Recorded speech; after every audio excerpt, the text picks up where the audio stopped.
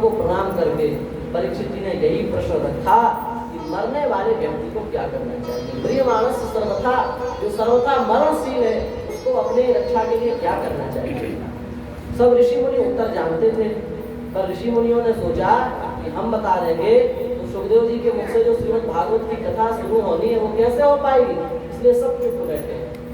और तत्राभवत् भगवान व्यास पुत्रो यदिच्छया गामटमानो नपेक्षा अलक्ष्यलिंगो निजलाभपूर्णो मृतश्च बालैरवधूतवेशा।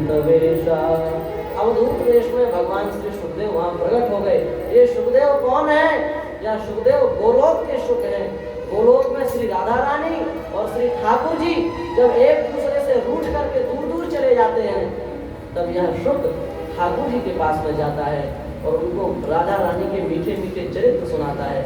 ठाकुर जी अपने हाथ में लाल लाल ठाकुर जी का हस्तकमल है, बिल्कुल कोमल कोमल हस्तकमल है। भगवान अपने हाथ में अनार के दाने रख लेते हैं और सुखदेव वह सुख आता है भगवान के हाथ पर विराजमान हो जाता है और राधा रानी के मंगलमय चरित्र को गाता है और भगवान के हाथ से एक एक दाना उठा करके अनार का खाता जाता है। फिर थोड़ा देर बाद जब राधा रानी की कथा पूरी हुई तो कृष्ण जी के पास से उड़ करके जाता है और राधा रानी वहाँ बैठी रहती है, उनके हाथ पर जाकर के बैठ जाता है। राधा रानी उसको अनार के दाने खिलाती है, वह अनार का दाना खाता जाता है और राधा रानी को कृष्ण की कथा सुनाता है। इस प्रकार से राधा को कृष्ण के साथ, कृष्ण को राधा के साथ जोड़ने का काम ये शुभ कर रहे हैं। यही सुखदेव जब संसार के प्राणियों के उद्धार की आवश्यकता हुई तो यही सुखदेव लोक में आए और एक शुक के गर्भ में, शुकी के गर्भ में जाकर के बैठ गए। आप सब लोग जानते ही हैं, एक बार नारद जी शंकर जी के पास में पहुंचे, पार्वती जी के पास में पहुंचे। शंकर जी थे नहीं, पार्वती जी से बोले कि शिव जी सबसे ज्यादा किसको प्रेम करते हैं? पार्वती ने कहा हमको करते हैं, हमसे ज्यादा किसको करेंगे? तो आपको करते हैं। हाँ, उनसे आप बताओ कि उनके गले में जो मुंडों की माला वो पहने रहते हैं वो मुंड किसके हैं? शंकर जी अपने गले में जो मुंडों की माला पहने रहते हैं वो मुंड किसके हैं? पार्वती जी का ये तो नहीं पता। अरे आपको कैसा प्रेम करते हैं बताओ, आपको यही पता नहीं कि मुंडों की माला किसकी है। नारद जी तो चले गए और पार्वती और सती जी सोचने लगी तो वास्तव में हमको ये बात तो पता नहीं, आज आने तो आज पूछेंगे। आए भगवान शिव, रूठ गई। भगवान शिव ने कहा देवी क्या हो गया बताओ। उन्होंने कहा कि आप ये मुंडों में किसकी, आप अपने गले में कौन किस मुंडों की माला धारण करते हैं, आपने आज तक नहीं बताया। शिव जी ने कहा जान के क्या करोगे, प्रपंच में पढ़ के क्या करना, आप अपना काम करो। पार्वती जी पीछे पड़ गई, नहीं आपको तो आज बताना पड़ेगा, आप अभी तक छुपाए रखे, आज तो बता दो। भगवान शिव ने कहा यदि जानने की इच्छा है तो सुनो देवी, ये सब तुम्हारे ही मुंड हैं। आप अपने जन्मों में मरती गई तो हम आपके मुंडों को अपने गले में धारण करेंगे। अच्छा, इसका मतलब हम मरते रहते और आप जीते ही रहते? हाँ, हम नहीं मरते, हम तो जीते ही रहते हैं। तो अच्छा कोई ऐसा उपाय है कि हम भी आपके जैसे हो जाएं? बोले उपाय तो है क्या? बोले आपको अमर कथा सुननी पड़ेगी, अमर कथा सुन करके आप भी अमर हो जाएंगे। तो सुनाओ, ऐसे थोड़ी सुनाएंगे सबके सामने।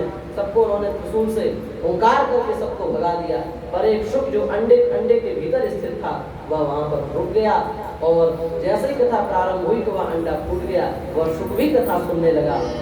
पार्वती तो कथा सुनते सुनते सो गई और उनकी जगह जो हुंकार था वो शुक करता रहा, हूँ।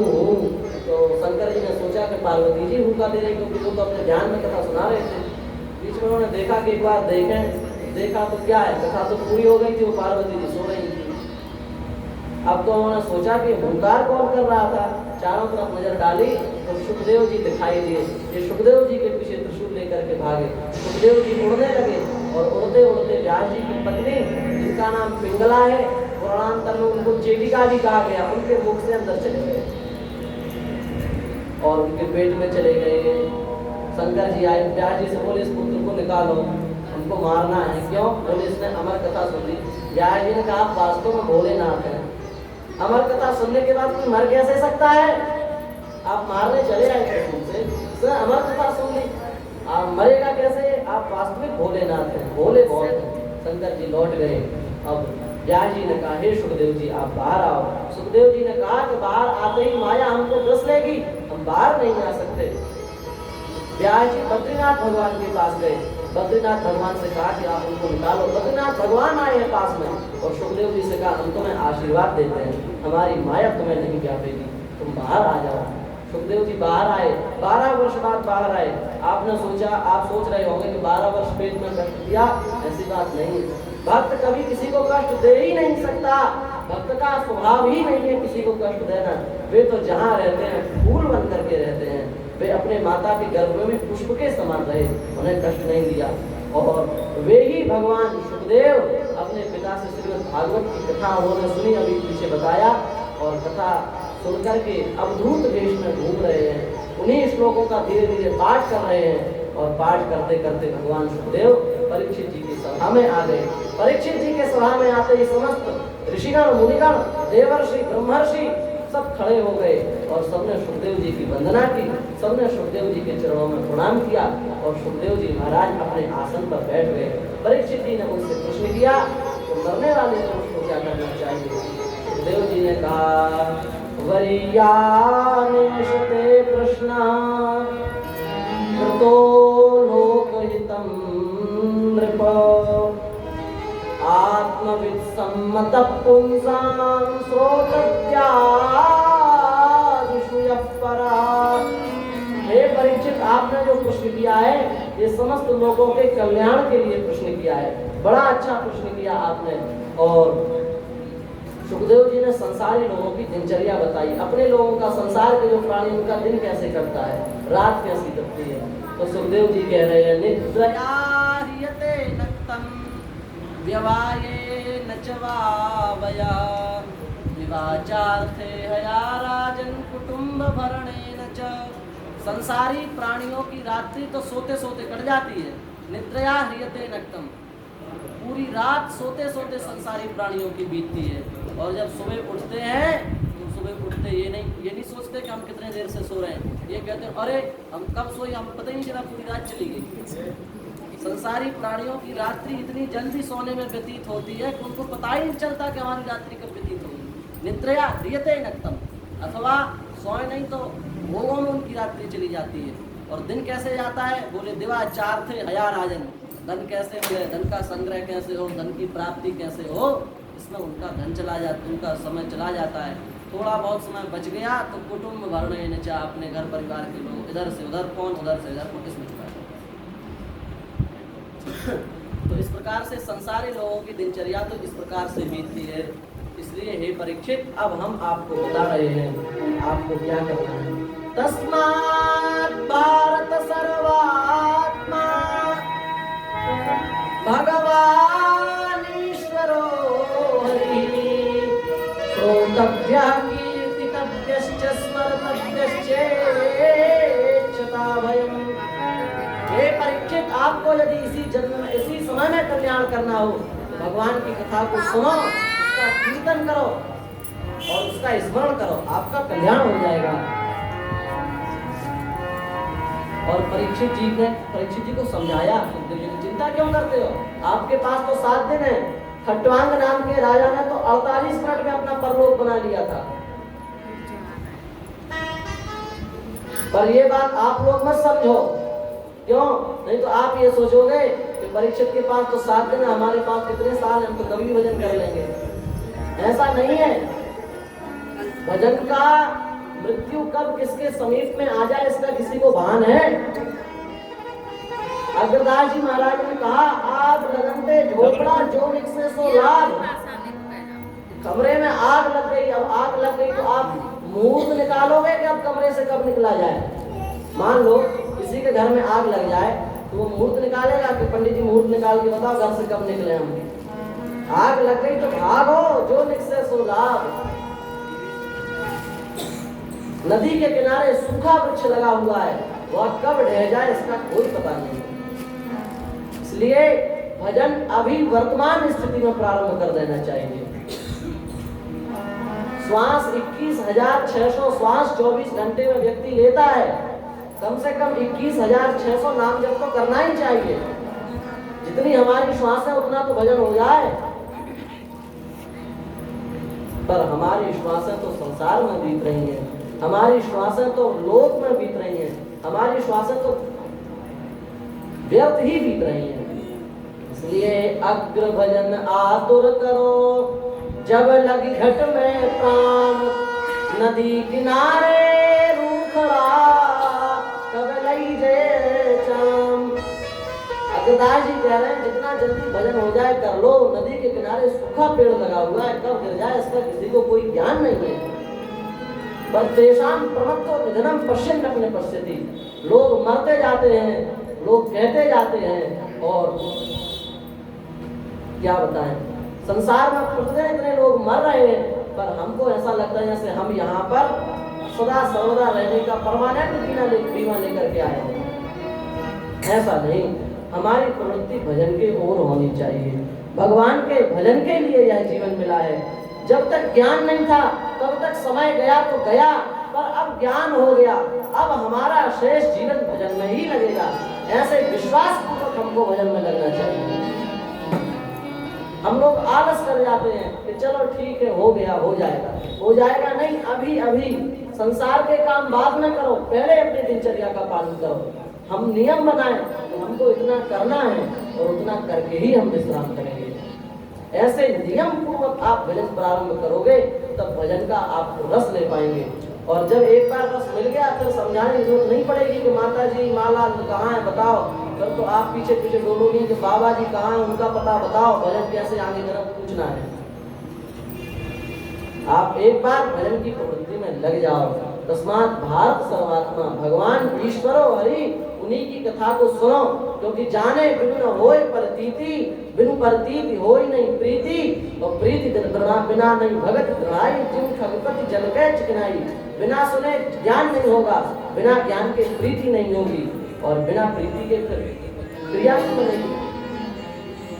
परीक्षित जी को समस्त प्रकार के योगों का निरूपण किया गया, प्राणायाम पर विजय, आसन पर विजय, सब प्रकार की बातें बताई। और रहना कैसे चाहिए सुखदेव जी बता रहे हैं, कैसे रहें।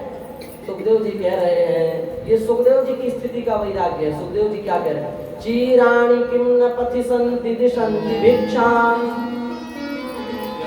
नैवांघ्रिपा परिहृत श्वसनेन शुष्यन्, वृद्धा गुहातिमजितोवतिनोपसन्नाय, तस्मात् भजन्ति कवयो धन दुर्मदान्धान्। क्या रहने के लिए गुफाएं नहीं है? क्या लेटने के लिए गुफाएं नहीं है? क्या पहनने के लिए कपड़े लोग फेंक देते हैं, कपड़े, वो कपड़ों का कंबल बना लो, कुछ भी बना लो, क्या कपड़े नहीं है? हैं। वृक्ष फल देना बंद कर चुके हैं? नहीं, वृक्ष भी फल देते हैं। आपका भोजन भी चल सकता है, आपको कपड़े भी मिल सकते हैं, आपको सोने के लिए गुफाएं भी हैं, तो फिर आप लोग धनी मानियों का भजन क्यों करते हो? सुखदेव जी कह रहे हैं, तस्मात् भजन्ति कवयो धन दुर्मदान्धान्। फिर जो धन के मद में अंधे हो रहे हैं उन लोगों के पास क्यों जाते हो? बाबू जी कुछ दे दो, लाला जी कुछ दे दो, आपको जरूरत क्या है?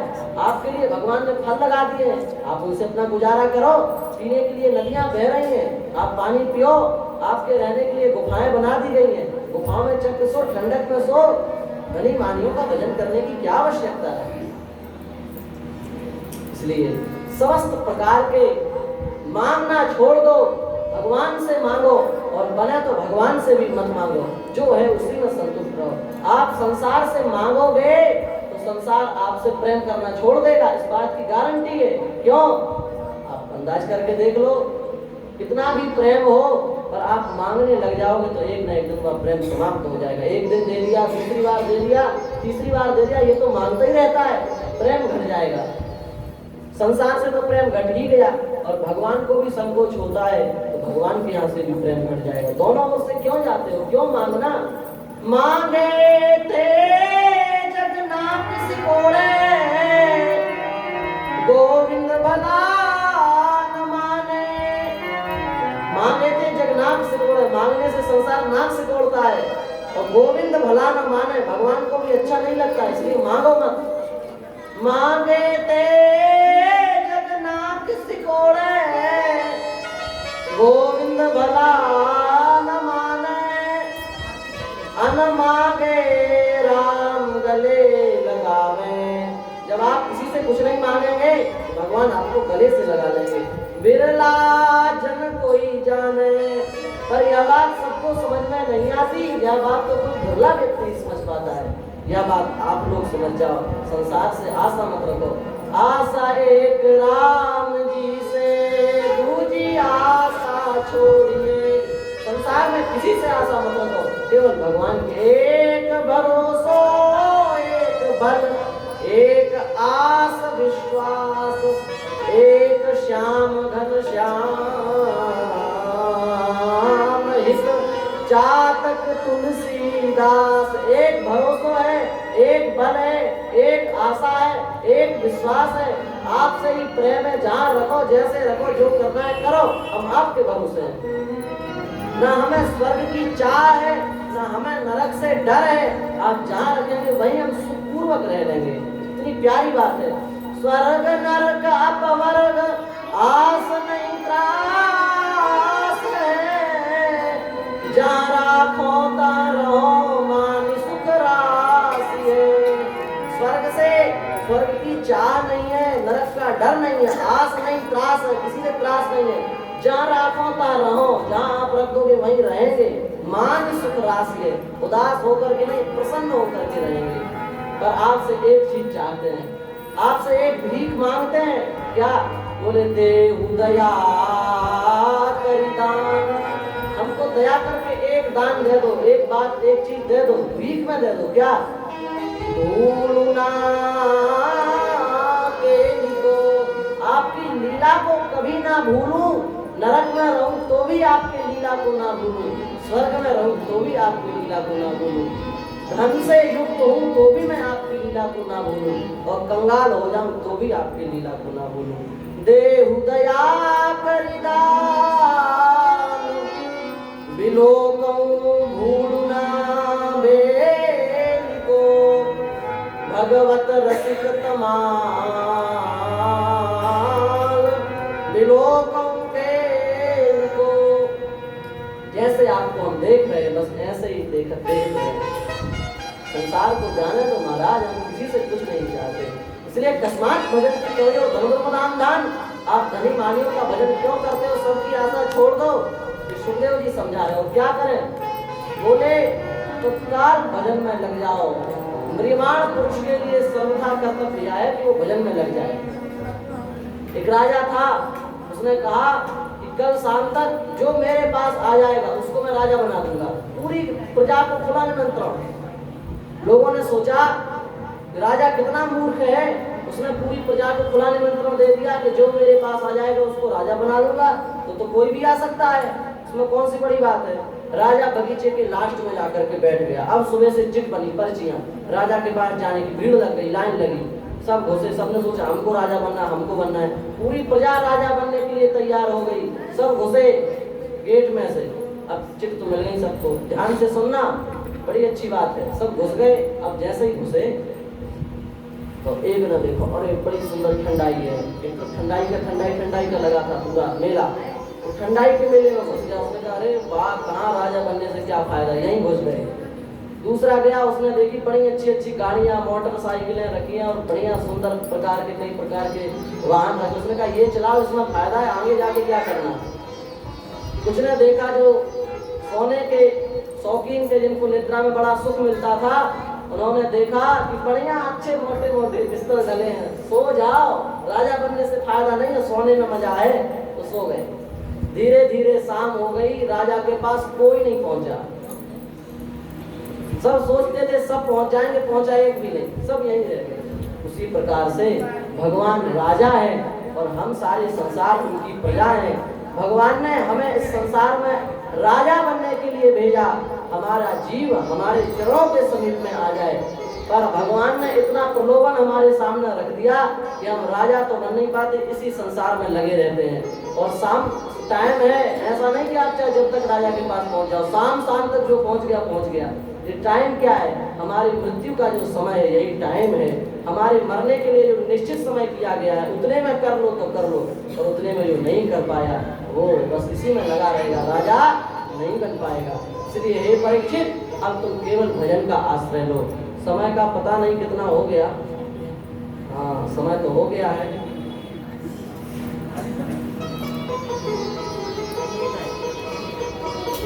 समय कथा का हो गया। और कथा अभी बहुत पीछे है, हमारे कहने की शैली है ऐसी, हम क्या करें, धीरे बहुत करते हैं। तो अब समय हो गया है, कल कथा को फिर किया जाएगा जैसे तैसे करके। पूरा चरित्र तो आज बहुत कहने थे पर यहीं रह गए, परीक्षित की कम से कम प्रारंभ हो गया। अब से चरित्रों की चर्चा कल करेंगे भगवान की कृपा से। आप सब लोग चिंता मत करो, कम से कम कुछ बातें समझ में आ जाएंगी तो आपके जीवन का कल्याण हो जाएगा। और यदि केवल बाँचना है तो बाँचने के लिए तो हम कल ही पूरी बाँच देंगे, पर उस बाँचने से ना तो आपको कुछ मिलेगा और ना आपको जीवन में कुछ लाभ होगा। इसलिए हम जितना सुने अच्छे से सुने, समझते हुए सुने, और हमें श्रीमद् भागवत के संपूर्ण सुनने का लाभ मिलेगा, इसमें संदेह नहीं है। तो भगवान के चरणों में प्रणाम करते हुए हम अपनी वाणी को विराम देते हैं। आप सब लोग कथा सुनो और अपने जीवन, कल कृष्ण जन्म है, हाँ एक बात हो, कल कृष्ण जन्म है तो कल सब आप लोग आए और भाव सहित भगवान कृष्ण का जन्मोत्सव मनाएं और प्रेम पूर्वक भगवान से प्रार्थना करें कि जिस प्रकार से कथा में कृष्ण जन्म हो रहा है, आप भी हमारे हृदय रूपी घर में जन्म लें, हमारे हृदय में आप जन्म लें और हम आपको प्रेम से लाड़ लगाएं और आप यशोदा जी के जैसे हमसे भी लाड़ लें। इसी भाव के साथ ठाकुर जी के चरणों में प्रणाम करते हुए, आप सबके हृदय में बैठे हुए ठाकुर जी को प्रणाम करते हुए हम अपनी बातें श्री राधे राधा राधा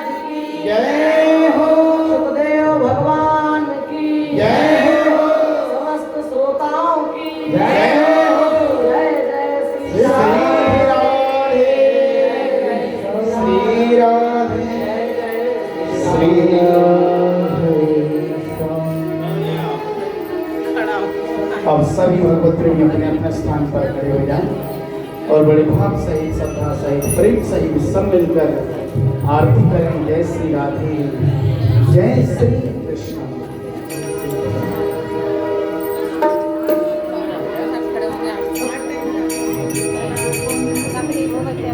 आप आ जाओ आगे, जम हो जाते हैं।